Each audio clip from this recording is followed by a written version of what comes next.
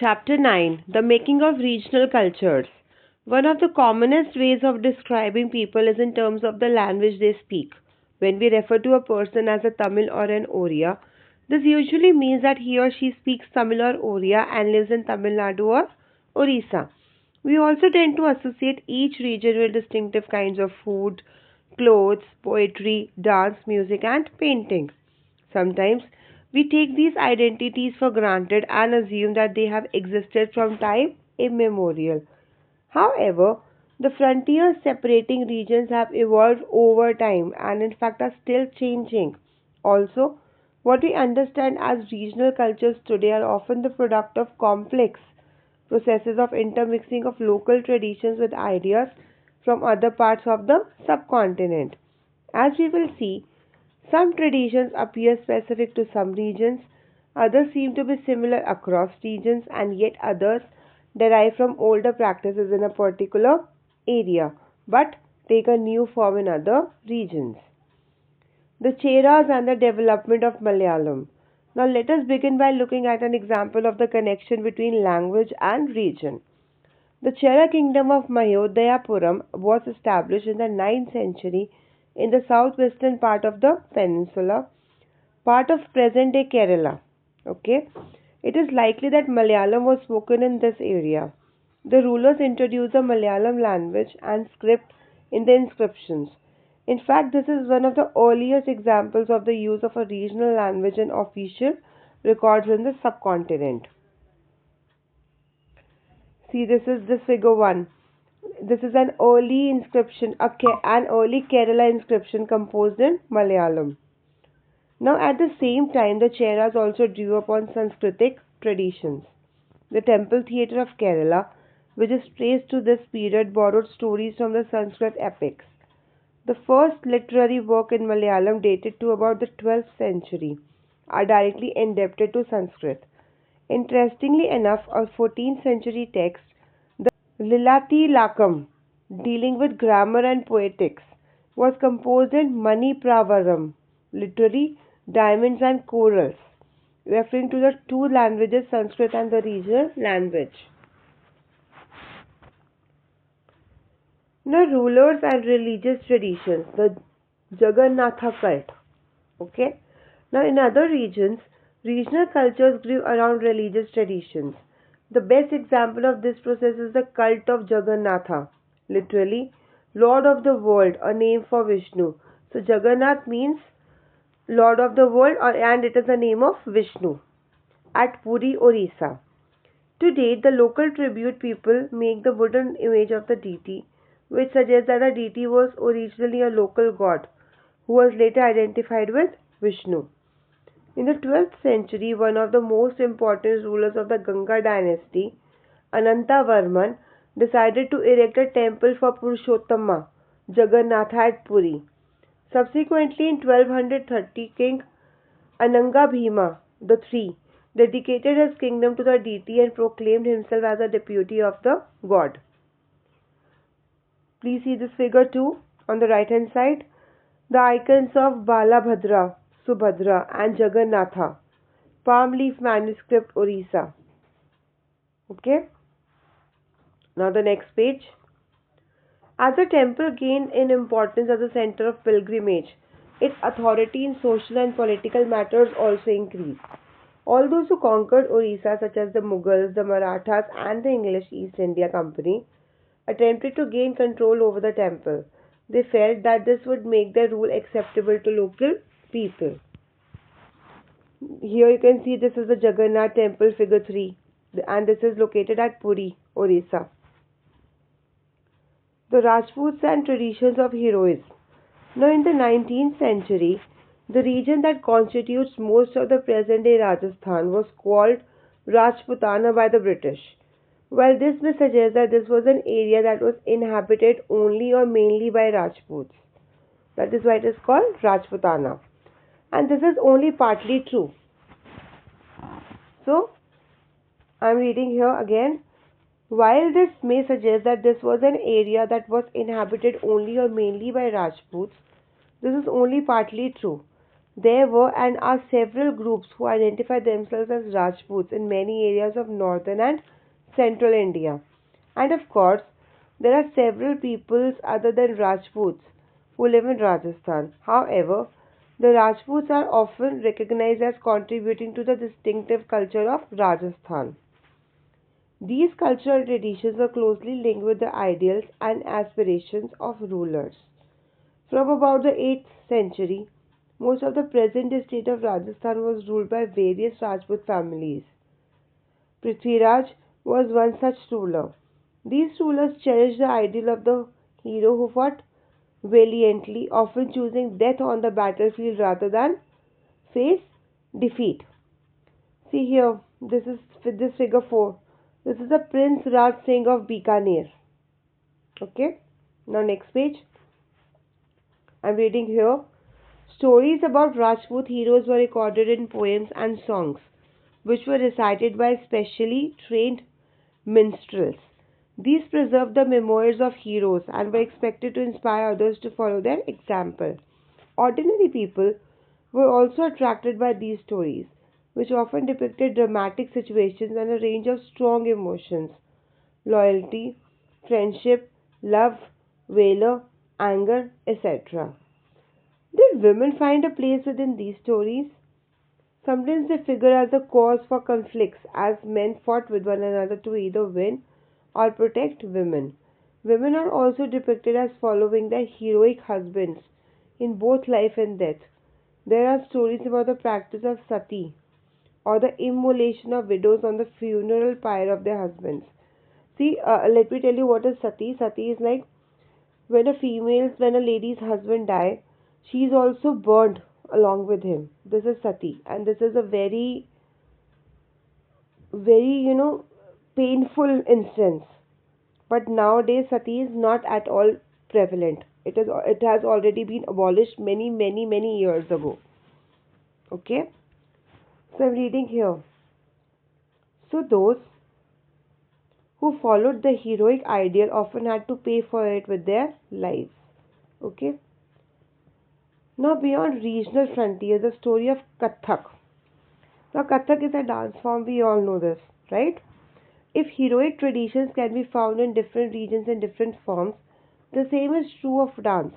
Let us look at the history of one dance form, Kathak, now associated with several parts of North India. So, Kathak is mainly a dance form of North India.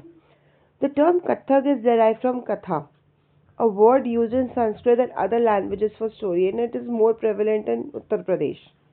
Okay, so the term Kathak is derived from Katha. Katha is a story, a word used in Sanskrit and other languages for story. The Kathaks were originally a caste of storytellers in temples of North India who embellished their performances with gestures and songs. Kathak began evolving into a distinct mode of dance in the 15th and 16th centuries with the spread of the Bhakti movement. The legends of Radha Krishna were enacted in folk plays called Ras Leela, which combined folk dance with the basic gestures of Kathak storytellers. Under the Mughal emperors and their nobles, Kathak was performed in the court, where it acquired its present features and developed into a form of dance with a distinctive style. Subsequently, it developed in two traditions or gharanas, one in the courts of Rajasthan, Jaipur, and other in Lucknow. Now, under the patronage of Wajid Ali Shah, the last Nawab of Awadh, it grew into a major art form. By the third quarter of the 19th century, it was finally entrenched as a dance form not only in these two regions but in the adjoining areas of present day Punjab, Haryana, Jammu and Kashmir, Bihar, and Madhya Pradesh. Emphasis was laid on intricate and rapid footwork, elaborate customs, as well as on the enactment of stories.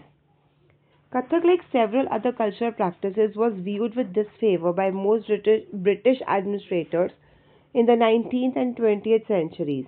However, it survived and continued to be performed by courtesans and was recognized as one of six classical forms of dance in the country after independence. Classical dances. Let us read this box. The question of defining any art form as classical is often quite complicated. Do we define something as classical if it deals with a religious theme, or do we consider it classical because it appears to require a great deal of skill acquired through long years of training? Or is it classical because it is performed according to the rules that are laid down and variations are not encouraged? These are questions we need to think about. It is worth remembering that many dance forms that are classified as folk also share several of the characteristics considered typical of classical forms. So, while the use of the term classical may suggest that these forms are superior, this need not always be literally true. Other dance forms that are recognized as classical at present are Bharatnatyam, which is in Tamil Nadu, which is performed in Tamil Nadu, then Kathakali from Kerala, Odissi from Odisha, Kuchipudi from Andhra Pradesh, Manipuri from Manipur. Now the next page. Painting for patrons, the tradition of miniatures. Another tradition that developed in different ways was that of miniature painting. Miniatures, as their very name suggests, are small size paintings generally done in watercolor or cloth or paper. So, children, this is the definition of miniature. Miniatures, here, miniatures, as their very name suggests, are small size paintings generally done in color, in watercolor or cloth or paper. Okay, so you have to learn this. The earliest miniatures were on palm leaves or wood. Some of most beautiful of these found in western India were used to illustrate Jaina texts. The Mughal emperors Akbar, Jahangir and Shah Jahan patronized highly skilled painters who primarily illustrated manuscripts containing historical accounts and poetry. These were generally painted in brilliant colors and portrayed court scenes, scenes of battle or hunting, and other aspects of social life. They were often exchanged as gifts and were viewed only by an exclusive few, the emperor and his close associates. See, here you can see this painting also. This type of paintings were made. See, Akbar resting during a hunt, Mughal miniature. So this is a miniature. This is a painting made, a miniature painting. Now come back to our paragraph here. With the decline of the Mughal Empire, many painters moved out to the courts of the emerging regional status.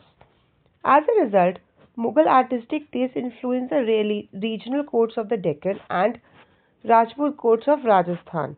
At the same time, they retained and developed their distinctive characteristics. Portraits of rulers and court scenes came to be painted, following the Mughal example. Besides, themes from mythology and poetry were depicted at centers such as Mewar, Jodhpur, Bundi, Kota, and Kishangarh. Another region that attracted miniature paintings was the Himalayan foothills around the modern state of Himachal Pradesh. By the late 17th century, this region had developed a bold and intense style of miniature painting called Bhasholi. Okay, so this is during the 17th century. This the which we are talking about Himachal Pradesh. So the miniature painting in Himachal Pradesh is known as Bhasholi. Okay, Bhasoholi. The most popular text to be painted here was Bhanu Datta's Rasa Manjari. Okay, Nadir Shah's invasion and conquest of Delhi in 1739 resulted in the migration of Mughal artists to the hills to escape the uncertainties of the plains.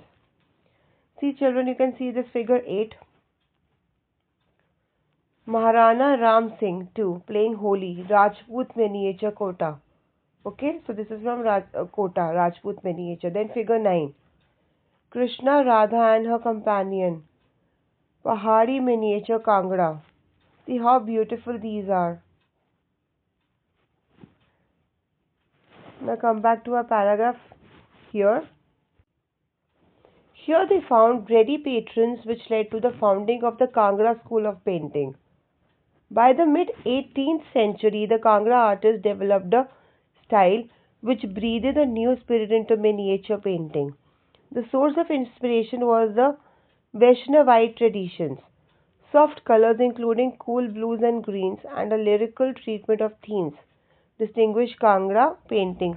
So he used to use some specific colors like blue and greens, so, and these are also called cool colors. Now remember that ordinary women and men painted as well on pots, walls, floors, cloth works of art that have occasionally survived, unlike the miniatures that were carefully preserved in palaces for centuries. A closer look Bengal. The growth of a regional language. As we saw at the outset, we often tend to identify regions in terms of the language spoken by the people. So, we assume that people in Bengal always spoke Bengali.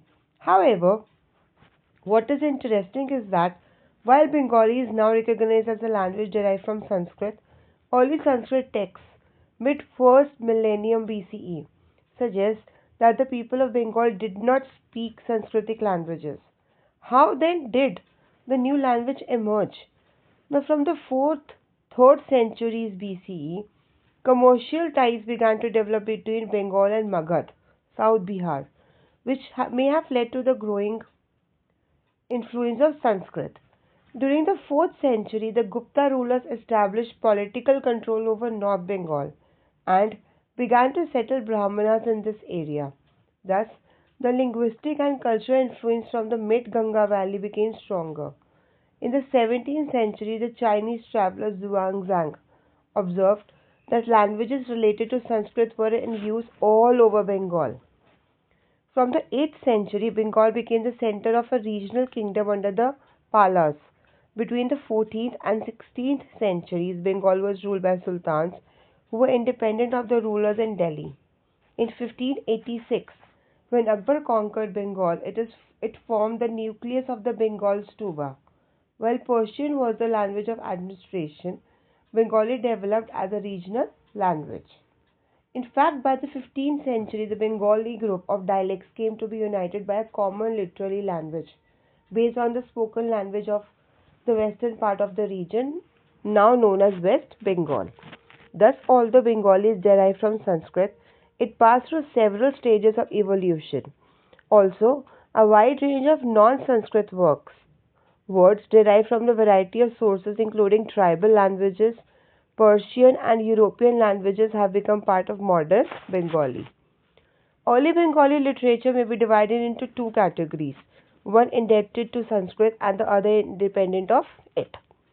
The first includes translations of the Sanskrit epics, the Mangala Kavyas, literally auspicious poems dealing with local deities, and Bhakti literature such as the biographies of Chaitanya Deva, the leader of the Vaishnava Bhakti movement. The second includes North literature such as the songs of Mainamati and Gopi Chandra, stories concerning the worship of Dharma Thakur, and fairy tales, folk tales, and ballads. Now, Mainamati, Gopi Chandra, and Dharma Thakur. The Naths were ascetics who engaged in a variety of yogic practices. This particular song, which was often enacted, described how Mainamati, a queen, encouraged her son Gopi Chandra to adopt the path of asceticism in the face of a variety of obstacles. Dharma Thakur is a popular regional deity, often worshipped in the form of a stone or a piece of wood. So now we know about all these three people, right? The texts belonging to the first category are easier to date, as several manuscripts have been found indicating that they were composed between the late 15th and the mid 18th centuries. Those belonging to the second category circulated orally and cannot be precisely dated. Orally means they were not written, they were not recorded. Okay? They were particularly popular in eastern Bengal, where the influence of Brahmanas was relatively weak. Now, Pirs and Temples. Now, what is a pir? A Persian word meaning a spiritual guide. From the 16th century, people began to migrate in large numbers from the less fertile western Bengal to the forested and marshy areas of southeastern Bengal. As they moved eastwards, they cleared forests and brought the land under rice cultivation. Gradually, local communities of fisher folk and shifting cultivators, often tribals, merged with the new communities of peasants. This coincided with the establishment of Mughal control over Bengal and with the capital in the heart of the eastern delta at Dhaka. Officials and functionaries received land and often set up mosques that served as center for religious transformation in these areas. The early settlers sought some order and assurance in the unstable conditions of the new settlements. These are provided by community leaders who also functioned as teachers and adjudicators and were sometimes ascribed with supernatural powers. People referred to them with affection and respect as Pirs. This term included saints or Sufis and other religious personalities. Daring colonizers and deified soldiers, various Hindu and Buddhist deities, and even animistic spirits. What is animistic?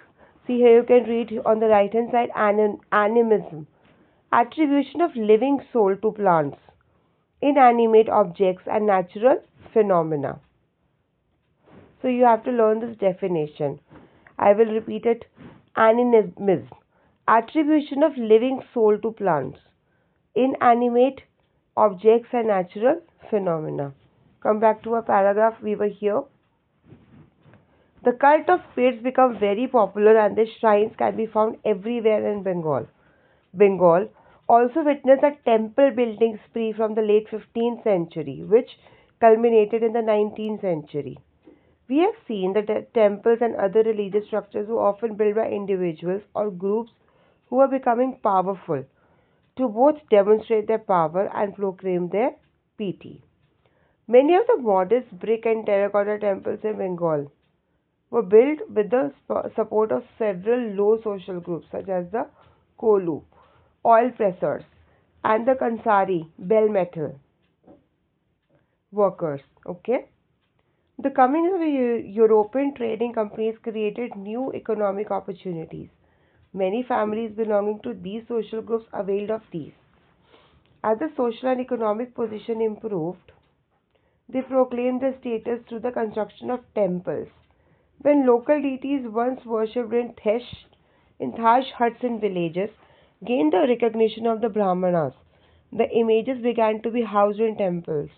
The temples began to copy the double-roofed dhochala or four-roofed chochala structure of the thatched huts.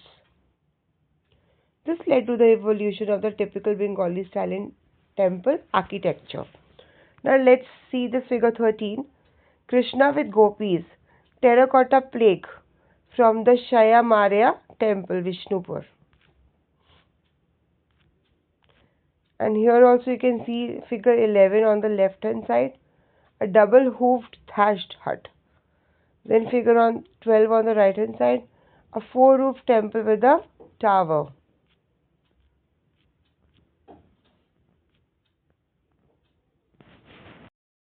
In the comparatively more complex four-roof structure, four triangular roofs placed on the four walls move up to converge on a curved line or a point. Temples were usually built on a square platform. The interior was relatively plain, but the outer walls of many temples were decorated with paintings, ornamental tiles, and terracotta tablets. In some temples, particularly in Vishnupur, in the Bankura district of West Bengal, such decorations reach a high degree of excellence. Now, fish as food. So, children, fish and rice is a staple food in Bengal. Even the poor people, they eat fish. Okay, so let's read. Traditional food habits are generally based on locally available items of food. Bengal is a riverine plain which produces plenty of rice and fish. Understandably, these two items figure prominently in the menu of even poor Bengalis. Fishing has always been an important occupation, and Bengali literature contains several references to fish. What is more, terracotta plaques on the walls of temples and viharas, Buddhist monasteries, depict scenes of fish being dressed and taken to the market in baskets. Brahmanas were not allowed to eat non-vegetarian food, but the popularity of fish in the local diet made the Brahmanical authorities relax this prohibition for the Bengal Brahmanas. The Briha Dharma Puran, a 13th century Sanskrit text, from Bengal permitted the local Brahmanas to eat certain varieties of fish. So see how popular the fish was. Even the Brahmanas used to eat it. Now this is figure 14. Let's look at it. See, fish being dressed for domestic consumption. Terracotta plaque from the Vishalakshmi temple, Arambagh. Emergence of nation states in Europe. Till the 18th century, people in Europe saw themselves as subjects of an empire, such as the Austro-Hungarian Empire, or members of a church, such as the Greek Orthodox Church. But from the late 18th century, people also began to identify themselves as members of a community that spoke a common language, such as French or German. By the early 19th century, in Romania school, textbooks began to be written in Romanian rather than in Greek, and in Hungary, Hungarian was adopted as the official language instead of Latin. These and other similar developments created the consciousness among the people that each linguistic community was a separate nation. This feeling was strengthened by the movements for Italian and German unification in the late 19th century. Now here we come to the end of this chapter. I will upload the exercise in the next video. Thank you.